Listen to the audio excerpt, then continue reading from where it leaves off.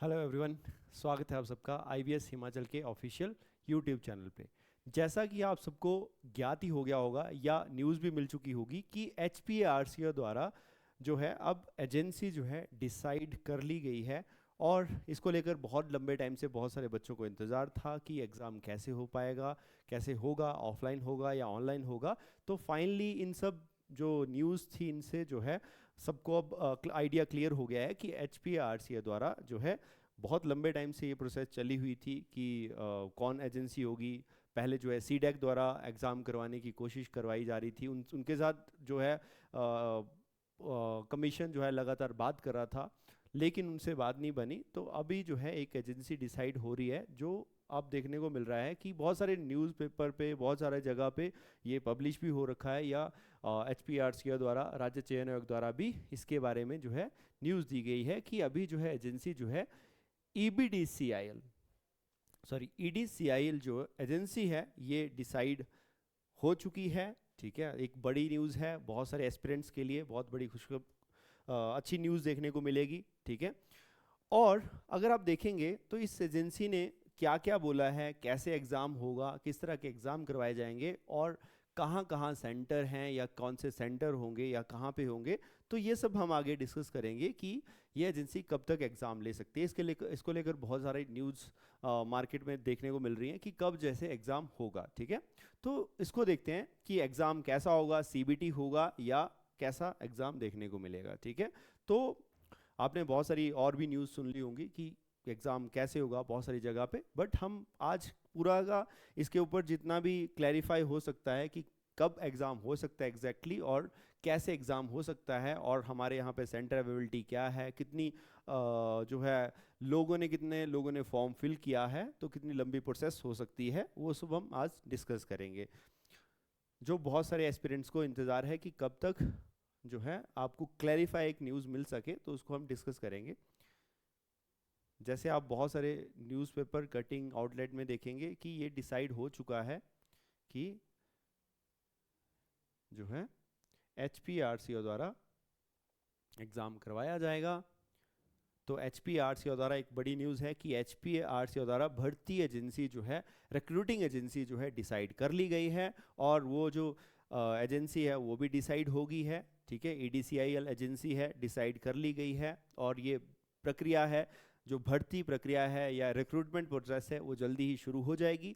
जैसे कि आप देखेंगे कि ये जो इनके साथ एमएयू है, साइन हुआ है इस कंपनी का, तो इन्होंने जो बोला है कंपनी ने कि हम जो है बहुत जल्दी एग्ज़ाम करवा लेंगे, और इन्होंने जो एक टाइमलाइन दी है, एक बताया है कि हम विद इन 1 मंथ जो है इस एग्ज़ाम को करवाने, क्योंकि हालांकि एक लंबी प्रोसेस है, इसके अंदर आपको बहुत सारा इंफ्रास्ट्रक्चर क्रिएट करना पड़ेगा। उसके लिए भी हम बात करेंगे कि क्या इंफ्रास्ट्रक्चर होना चाहिए या कितना इंफ्रास्ट्रक्चर क्रिएट करने में टाइम लगेगा। ठीक है, लेकिन यहाँ पे जो इन्होंने बात की है कि हम जो है, एजेंसी ने बोला है कि एजेंसी ने तो वैसे बोला कि मिनिमम जो है हमें जो है 2 मंथ का टाइम चाहिए एक सेटअप करने के लिए, लेकिन कमीशन की तरफ से बोला गया कि जितनी जल्दी हो सकता है। तो वहाँ पे बात आई कि विद इन 1 मंथ जो है एग्ज़ाम जो है फर्स्ट एग्ज़ाम कोई भी करवा लिया जाएगा। तो वो मोस्ट एक्सपेक्टेड है कि जो आपको पता है टीजीटी है या जेवीटी है, यही सबसे पहले फॉर्म फिल हुए हैं वहाँ पे, तो यही एग्ज़ाम हो सकते हैं। ठीक है, तो अब बात आती है कि एग्ज़ाम 1 मंथ के अंदर हो पाएगा, इसको लेकर बड़ी चर्चा चली थी कि हो पाएगा नहीं हो पाएगा।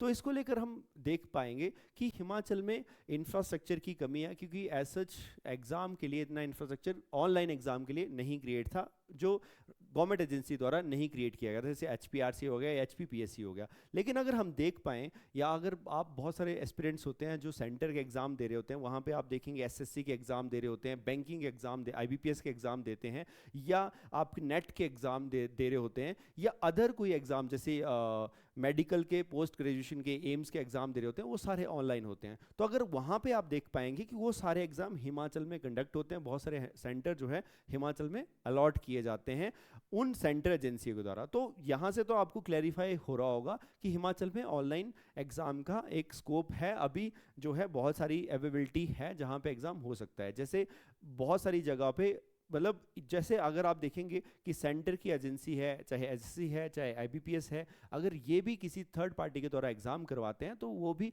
लगभग एक दिन में जो है बहुत सारे बच्चों का, हज़ारों बच्चों का पेपर ले पाते हैं। हाँ, बात ये आती है कि जितने हमारे यहाँ पे रिक्रूटमेंट या एप्लीकेशन फिल हो रखी हैं उस हिसाब से इतना इंफ्रास्ट्रक्चर नहीं है कि एक दिन में ही एग्ज़ाम वो हो जाए, ठीक है। जैसे कि अगर हम देखेंगे तो बहुत सारी ऐसी वेरियस पोस्ट हैं, जैसे कि टीजीटी की पोस्ट हैं जहाँ पे हज़ारों बच्चों ने अप्लाइड कर रखा है। तो ऐसा नहीं है कि वो उन बच्चों का एग्ज़ाम एक ही दिन में हो जाए, एक ही शिफ्ट में करा लिया जाए।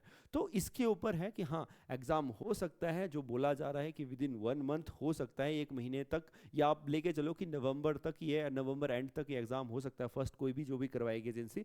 पर उस एग्ज़ाम में आपको ये देखने को मिलेगा कि वो शिफ्ट में देखने को मिलेगा कि उसकी शायद 2 शिफ्ट हो सकती हैं दिन में, या 3 शिफ्ट हो सकती हैं। ऐसा नहीं कि एक दिन में एक ही शिफ्ट में एग्जाम होगा और एक ही दिन में पूरा के पूरे बच्चों का एग्जाम हो जाएगा। तो वो भी अलग अलग डेट्स पे हो सकता है और अलग अलग शिफ्ट में वो एग्जाम देखने को मिल सकता है, ठीक है। या एक ही दिन में हो जाएगा लेकिन एक ही दिन में उसकी शिफ्ट हो जाएंगी, 2 या 3 शिफ्ट हो जाएंगी। तो ऑलरेडी हमारे स्टेट में इतना इंफ्रास्ट्रक्चर तो है, जैसे देखने को मिलता है हमारा एसएससी के द्वारा जो, या आईबीपीएस के द्वारा एग्जाम कराए जाते हैं, या तो हमारे एम्स या सेंट्रल एजेंसियों द्वारा एग्जाम कराए जाते हैं। तो इतनी तो अवेलेबिलिटी है कि 5 से 10,000 बच्चों के लिए सेंटर अवेलेबिलिटी तो होती है, या ऑनलाइन जो अवेलेबिलिटी है। तो अगर शिफ्ट में करवाएंगे तो बहुत सारे बच्चों का एक दिन में एग्जाम हो सकता है। तो ये स्कोप तो आप रख सकते हो, और विद इन 1 मंथ अगर उनको 1-1.5 महीना भी दिया जाता है एजेंसी को, तो 1-1.5 महीने में वो इतने सेंटर और भी क्रिएट कर सकते हैं, या और इंफ्रास्ट्रक्चर क्रिएट कर सकती है। ऑलरेडी एग्जिस्ट हमारे पास इंफ्रास्ट्रक्चर है, लेकिन थोड़ा और इंफ्रास्ट्रक्चर भी शायद क्रिएट कर दिया जाएगा उस समय में, ठीक है।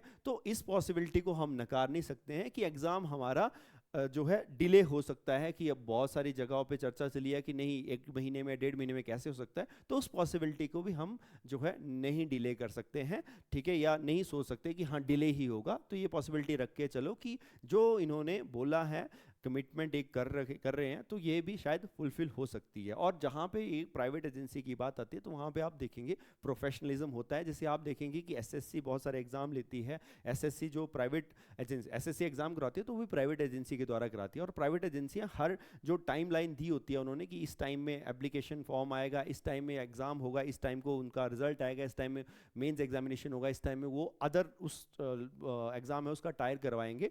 तो ये सब एजेंसी डिसाइड करके रखती है।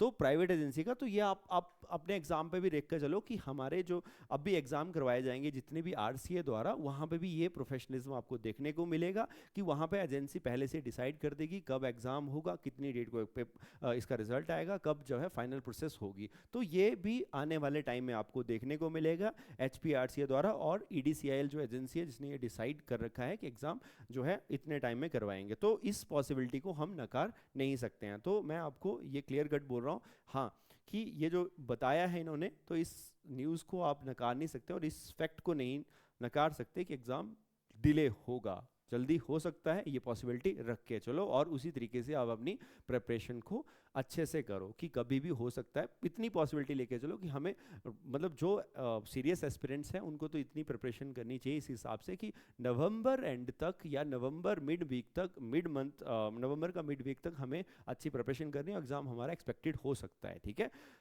बाकी रेस्ट ऑफ द कंसिक्वेंसेस होते हैं, रेस्ट ऑफ द अगर जो चीज़ें होती हैं और टाइम से पता चलेंगी, लेकिन इतना आप इस चीज़ को देख सकते हैं। अगर हम देखेंगे तो बहुत सारे आवेदक हैं या बहुत सारी डिफरेंट वैकेंसीज थी जो आई थी लेटर ऑन, तो उनमें बहुत सारे आवेदक हैं, उनकी भी लिस्ट आ चुकी है कि किस पोस्ट के लिए कितने लोगों ने अप्लाई कर रखा है। तो आप देखेंगे जैसे कि प्रयोगशाला सहायक आते हैं, 10 जो है अप्लाई कर रखा है, ठीक है। और अगर बड़ी मेजर वैकेंसीज देखेंगे तो जैसे आप देखेंगे हमारे टीजीटी की आती हैं या जेबीटी की आते हैं, तो जेबीटी में लगभग 17,000 बच्चों ने अप्लाई कर रखा है। और आपका टीजीटी मेडिकल 12,865 के करीब हैं। फिर आप नॉन मेडिकल देखेंगे तो 15,982 लोगों ने अप्लाई कर रखा है।